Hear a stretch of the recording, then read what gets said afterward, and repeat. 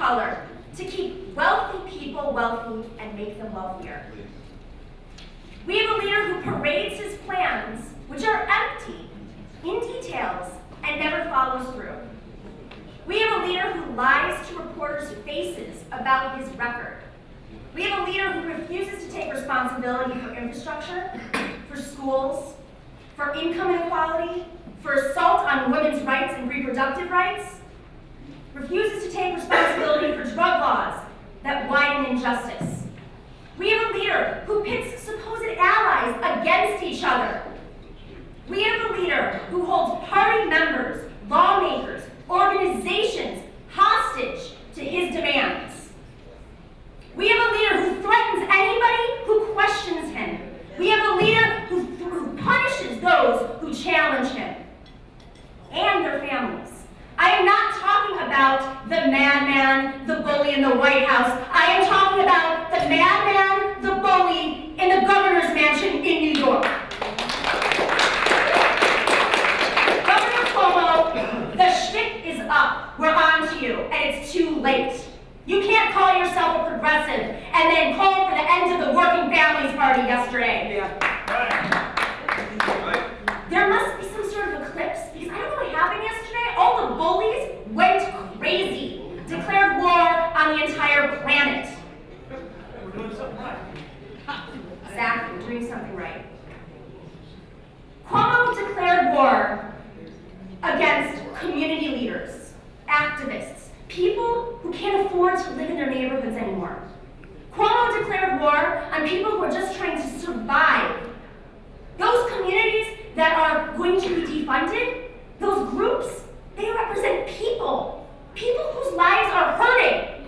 Governor Cuomo had 8 years to change people's lives, and what happened? Income inequality has grown. It's worse in New York State than any other state. We elected a New York State Senate that's Democratic, that's supposedly Democratic again. We elected an assembly, and we elected a Democratic leader. Cuomo is no Democrat, he is a Trumpian neoliberal. I'm saying this today because we as NYPAN need to make a statement. Solidarity is a real thing.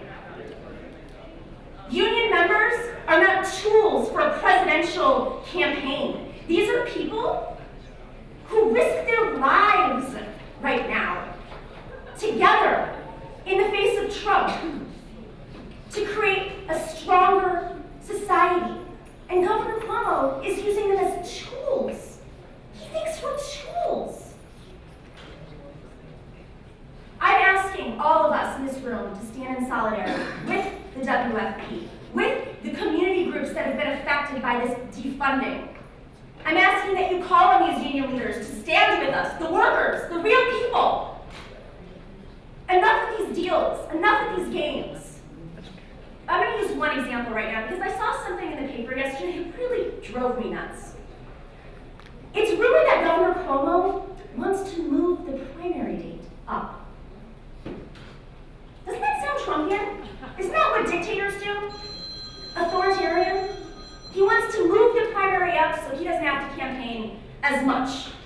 So he can shorten the campaign time so that we organizers can't organize and activate. That's ruthless. This isn't South America, this is New York State. But I'm going to give you another example. This is the one that I want to discuss with the press so they know what's happening in this state. New York State has the worst voting laws in the country. We know this, right? Voter turnout is horrifying.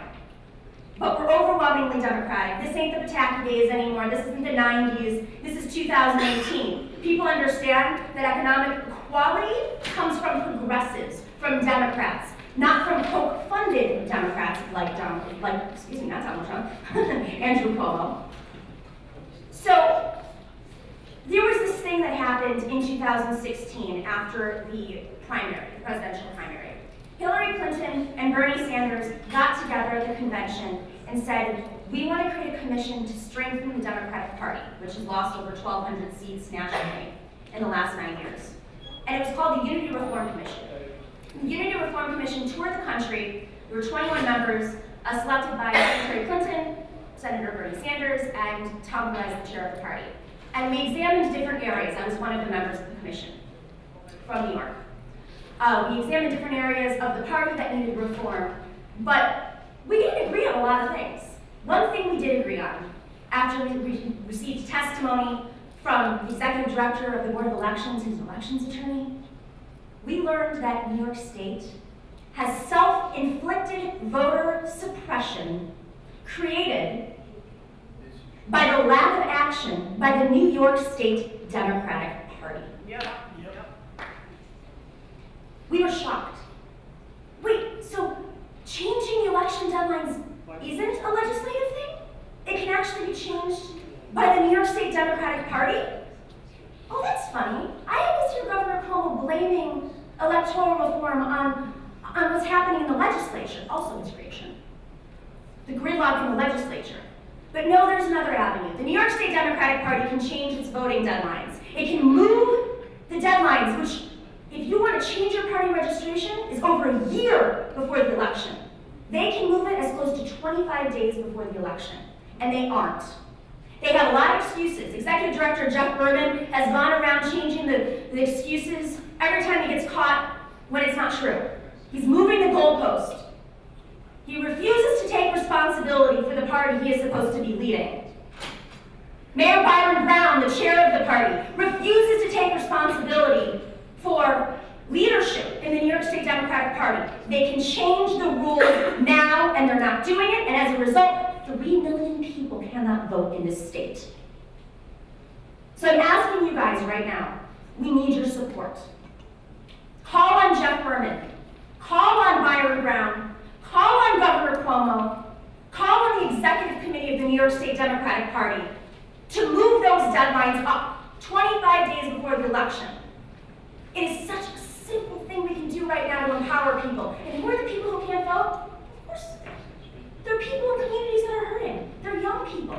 They're people who have to move around. They're people who don't trust the institutions that we've built, but want to vote for a Democrat this time around because they have no choice. But they can't change their party registration because they would have had to do it in October of last year. We can change this now.